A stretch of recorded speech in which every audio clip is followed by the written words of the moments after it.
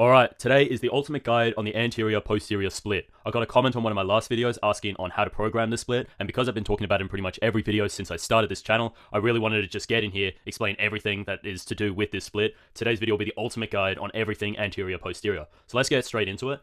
Why would we program anterior-posterior? Why would we choose an AP split over a full body or an upper-lower? And this really comes down to three reasons, the first of which being high frequency. Now, why I mention full body and upper lower is because they're the other two splits that allow for super high frequency. Whether it be, say, let's talk about a bro split or a push-pull legs or an Arnold split even. We're not going to talk about what group of people are behind that, but we'll just leave that at that. All those splits don't allow for the same high frequency that a full body or an upper lower or a push-pull full body, being the anterior posterior, allows for. The high frequency that anterior posterior allows for, that I'm talking about, is every muscle can be trained every 48 to 72 hours, every 2 to 3 days. So you can either run this split every day, you can do AP infinitely, you can do an anterior day, posterior day, just infinitely run that till you die, or you can do a anterior posterior rest and repeat that, the same thing, that's what I'm doing right now, or you can do anterior posterior rest, anterior posterior rest, so like, you still get that 2 times a week frequency, or you can do anterior posterior 6 days in a row rest. There's infinite opportunities when it comes to how to program anterior posterior around your life. It really allows for a lot of customization, the same thing with an upper lower split, and therefore it allows for super high frequency while also allowing you to have as many rest days as you want. So I have here as many rest days as you like, because you can pretty much have, anywhere between 0 to 3 rest days in the week if you feel like it, and this sort of allows for that customization. Now, why high frequency is important, I have studies here to show you that I'm not just waffling. I'm pretty smart. Look at this. I don't know what this means, but it has cool colors. And this is pretty much just showing that 3 times a week frequency is pretty much better than every other times a week frequency. But the reason for this is because it allows us to split up our volume. As you can see here, weekly volume doesn't really make sense because 1 set performed twice a week is better than 8 sets performed once a week when it comes to hypertrophy.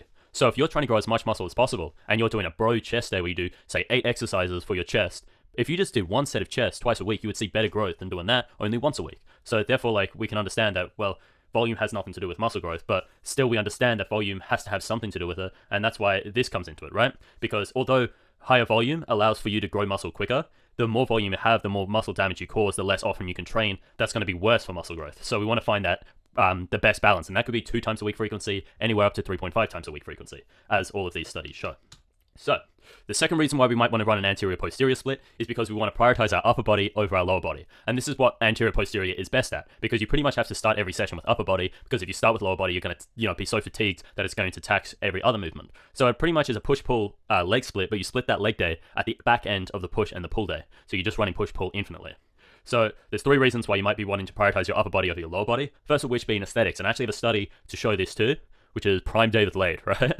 Because who cares if this guy has small legs? You still look sick, right? And I have little Michael Witt's Israel in the corner here just for fun. But yeah, aesthetics are awesome. Having a big body, big upper body, is awesome. Who really gives a fuck about your calves? It's kind of common sense. Also, I have here context, because if you have, with the example of a leg dominant physique, you might want to do anterior posterior to bring up your upper body because your legs are so dominant. This is not an issue I have, but you can see these examples here. Look at this. This is just ridiculous. You see legs that are just so ridiculously big, right? So it also allows you to have no leg days with the anterior posterior split. Like I said, it's a push-pull legs without the legs. So I have here fatigue. This kind of just cope. If you run a push-pull legs twice a week, the anterior posterior is going to be better even if you only do that twice a week, because that extra rest day is going to allow you to recover for your next session instead of having that day be wasted on big compound leg movements that are going to fatigue you into that following push session. So having that day off is going to be better, and like we said, doing 8 sets of legs once a week, if you only have 1 leg day in your split, it's going to be worse than just doing 2 sets of legs twice a week, which I have a whole video on how to skip legs optimally if you want to check that out. So with all that being said, the last reason is enjoyment. Now, I have no study for this because it really just comes down to, personal preference. For me, I actually enjoy doing lower body days or leg days, but I really, really enjoy the anterior posterior split, which is why I've been running for so long. It's just super fun. You can train your favorite muscles first in the session. I can train chest and lats first in the session every single day, and it just allows for so much customization. So you got to enjoy the gym. If you hate the gym, then you're not really going to get much out of it. Now, how do we do anterior-posterior? It's really just a push-pull full-body split, right? You're doing push-pull and you're adding legs onto the end of it, right? So your anterior day is a push day, chest, triceps, delts, plus quads and adductors. Your posterior day is pull, lats, upper back, biceps, plus glutes, hamstrings, calves, all of that. So that's pretty much what anterior-posterior is. If you're looking for a definition, it's a push day plus quads and adductors, and a pull day plus the posterior chain. Now, how do we program this? There's three things we want to avoid when programming. The first of which is avoiding redundancy. We don't want to have redundant exercises because we want to avoid junk volume, which is the next thing. But when it comes to redundancy is pretty much this, right? If you have a flat chest press movement, like a flat Smith, press, or a chest press that's flat, any sort of movement where your elbows are just coming towards the midline of your body, that's going to be the exact same as a pec deck or any sort of flat chest fly. Do not do both of these in the same session. They're both redundant. If you're going to do, pick your favorite one out of this and just run that for a set or two every other day. Don't be doing this and then this. It just makes no sense. You get the same, it's the same movement just with an extra, you have elbow extension here and you don't have elbow extension here. So this is what I mean by avoiding redundancy. We don't want to be doing exercises that are performing the same task as each other because it's just a waste of time, it's a waste of volume.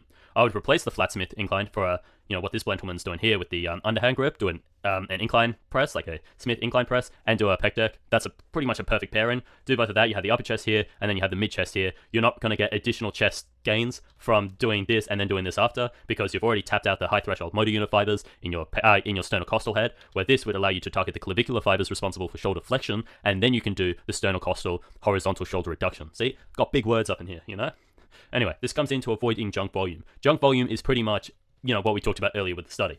The more sets you do in a session, the worse performance is going to be, which is why we want to put the things that we're trying to grow the most, we put them at the start of the session because we're most fresh. If you chuck something at the end of a session, it's because it's pretty much like just something you don't really care about as much, right? So if we have 20 sets in a session and your cardiovascular endurance and your motivation doesn't allow you to perform exceptionally well by that 15, 16, all of those sets, I'm not going to say 16, 17, but anyway, like if you can't perform well during those final sets of a session, it's going to end up being worse. So that's why we want to limit the amount of volume we do, the amount of junk volume we do, by removing exercises that do the same thing, by also following these principles. Just do 1 or 2 sets per exercise, maybe 3, but pretty much just stick to 1 to 2 sets per exercise, and then only do 1 to 2 exercises per muscle. Make sure that these aren't redundant exercises like we talked about with the incline and then the flat movement for the chest. And you want to stick to around 8 to 15 sets per session. I'm assuming if you're watching this video, you're pretty much a beginner or maybe an intermediate. Unless you're extremely advanced, then you shouldn't be running like these hyper, specific full body sessions where they have 30 exercises. It's not going to be as optimal for you. Now, the last thing we want to do is avoid overlap. And this is one of the main criticisms I see of the anterior-posterior split, is people talking about, there's so much overlap between muscle groups, and that's why they would prefer an upper-lower. And that's true. It's easier to avoid overlap programming upper-lower than it is for anterior-posterior, and that's for this main reason. Because say if you are doing quads on an anterior day, and then the following day you're doing, your posterior chain, and you do a hack squat or a leg press, any sort of squat pattern on your anterior day, that's going to involve the adductors and the glutes, which are also going to be involved in that hinge movements. So when we're programming an anterior-posterior split, we want to pick either the hinge or we want to pick the squat pattern. We pick one, we get rid of the other, and on that day you train your glutes and your adductors. Don't be having that overlap. And also, if we're doing an SLDL, any sort of hip hinge on the posterior day, which is what I would recommend, you're going to get a lot more out of a hinge than you are with the squat. If you're doing a leg extension, your quads are going to be like pretty much maxed out anyway. You're going to get a lot more out of doing like a stiff leg. So I would prefer you do a hinge over a squat, but that's personal preference, sort of enjoyment thing. But if we are doing a hinge, we want to cut out that bottom range of motion. So we want to do, say, a rack pull. Whether it's on the Smith or whether it's a free weight, get a stopper so it stops around your knee, the bar stops around your knee, and hinge from there, and that's going to take away the adductors, which are the prime mover at the bottom range of motion in a stiff leg deadlift. So if you don't want to do that, if you really, really like pulling from the floor, then just do your adductors on your posterior day instead of your anterior day. That's going to be every bit of advice I have for avoiding overlap. Also, train biceps on a posterior day, train triceps on an anterior day. I have tendonitis because I used to run biceps on my anterior day because they're on the front of my body, and training triceps on my posterior day because they're on the back of my body. Just think about anterior being anything on the front of your body or anything that moves something away from your body, and think about any posterior being anything on the back of your body and anything that pulls something towards your body. So just push and pull plus legs at the end. Don't be trying to do biceps on anterior. You're gonna get tendonitis like me. So this is how I program anterior, right? If we're thinking about it as in a push day plus legs, I care most about my chest, then my triceps, then my delts, and then my legs. So we prioritize it like that. We look at the functions, the biomechanical functions that these muscles have, and then from there we pick our exercises and we order them in our priority. So here's how I would recommend, programming it. You can mess around with this a little bit if you want, but here's pretty much the guide. You do a flat chest press or a fly, like a pec deck. Then you do either a shoulder press, like a top half shoulder press, or an incline press, or you can do an incline fly. Then you would do a tricep extension, and then a JM press or an overhead extension, a lateral raise, a leg extension, hip adduction, and ab crunch. That's it. You're sweet, right? Your posterior day is going to be pretty much the same. Here's the functions of each of the muscles. So if we're trying to do this, here's how we would program it. We do a wide grip pull down or a frontal flap, a close grip pull down or row, or a sagittal flap, a wide grip row, like for an upper back row, or a kelso shrug plus a rear delt fly, because if we're doing a kelso shrug, we're not going to have the rear delts, so optionally add in a rear delt fly. Then do a preacher curl, a reverse curl, Then when it comes to legs, you want to do a stiff leg deadlift or a stiff leg rack pull, then a hip thrust optionally, and then a leg curl and a calf raise. So that's how I would program anterior posterior. This is the ultimate guide on everything to do with anterior posterior, everything you need to know to then go off and make your own anterior posterior optimal retard split. So that's everything for today, guys. If you guys have any questions, leave it in the comments. I'll be sure to answer anything, but that's pretty much everything. I'll be making another video on upper lower and how to make upper lower even better, but that's it for now.